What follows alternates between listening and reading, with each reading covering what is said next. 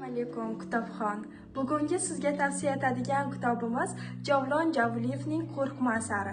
Ushbu asar 20-asrning 20-yillarida o'zbek yoshlari 70 nafari Germaniyaga tahsil olish uchun ketadi.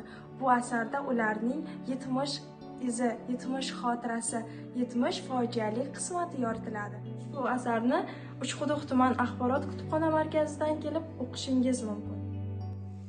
Asarda qahramonimiz har ikki davrni solishtirarkan, 70 talaba davrida sovetlar sabab chin ma'nodagi qullar hozirga kelib original qullashganini payqaydi. Mustamlakachilarning zulmidan qo'rqib, tabiiy holatda qullashgan qo'rqoqlar hozirgi ongli tarzda nafsiga qul bo'lganlardan ko'ra yaxshiroqligini anglaydi. 70 talaba paytida millatning chirayotgan yoki chirib ulgurgan jihatlari bisyor bo'lgani, ammo hozirgidek butunlay chirib ketmaganini his qiladi.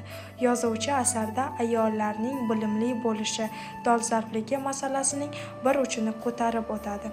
Ayol ilmli bo'lsa, farzandlari ziyoli bo'lishi kafolatlanadi. Qo'rqoq onadan qo'rqoq bola, aqlli onadan dono farzand yetishib chiqadi. Ketmon chopishdan boshqasiga jur'at topmagan, tug'ishdan ortmagan, qaynonasining zulmlariga jimgina chidagan mazlum ayolning farzandlari paxta jo'yaklaridan narini ko'rolmay o'tib ketadi. Bu azaliy qonuniyat, inkor etib bo'lmaydi. Asardagi ko'plab g'oyalar, jumlalar, millat deya ta'kidlanishlar kitobxonlarga balandparvoz so'zlardek tuyulishi mumkin. Nega shunday? Chunki hozirga kelib vatanim uchun, yurtim uchun deb berilgan va'dalar va'daligicha qolib ketyapti. Amalda yuzaga chiqmayapti. Ishimiz sahna-yu minbarlarda ko'tarinki nutqlar bilan xalqni, millatni to'lqinlashtirish bilan cheklanib qolyapti.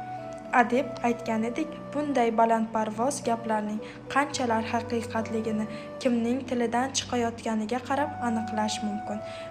Kitob so'ngida millatning butun bir fojiasi ochiqlanadi. Bu boltaning dastasi yog'ochdan yasalishi edi.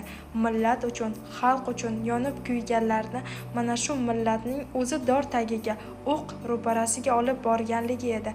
Qodiriyni sotgan xalq endi 70 talabani ham sotdi. Sotaverdi. Oxiri sotuvchiga aylandi.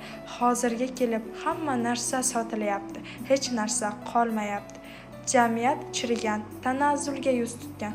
Uning tomirlari bilan yulib eshaqqurtlardan tozalash, qaytadan qurish zarur. Buning uchun katta jasorat, birlik, qo'rqmaslik kerak. Haqiqatning ko'zlaridan qo'rqmay olg'a bosish ta'lim tizimi.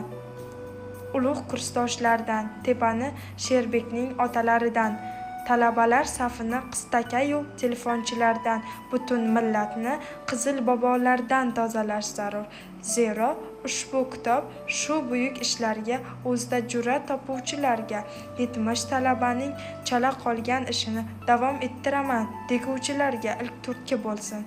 Ey Xudoyim, to qiyomat vatan bizga omonatdir, omonatdir, unga xiyonat qiyomatdir, qiyomatdir, qiyomatdir.